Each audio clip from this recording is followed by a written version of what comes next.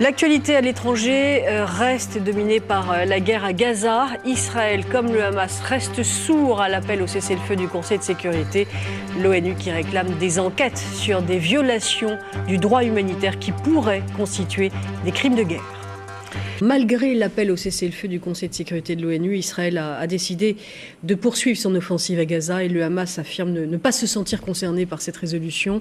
L'ONU réclame par ailleurs des enquêtes sur des violations du droit humanitaire qui pourraient constituer des crimes de guerre.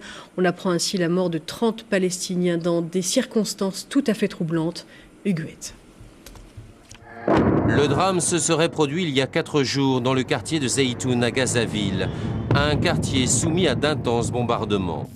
Les soldats israéliens regroupent 110 Palestiniens, dont de nombreux enfants, dans une maison et leur ordonnent de rester à l'intérieur. La suite de l'histoire est racontée par l'un des survivants, un garçon de 13 ans. Ils sont entrés dans la maison, ils nous ont frappés. Puis ils nous ont entassés dans une pièce où il y avait déjà une centaine de personnes, et le lendemain, ils nous ont bombardés. Ça venait d'en haut. Les morts, une trentaine, et les blessés vont rester sans aide 4 jours durant. Nous avons dû attendre plusieurs jours avant que l'armée n'autorise les ambulances à entrer.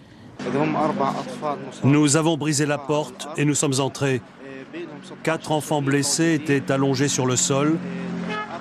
À leur côté, il y avait 16 cadavres.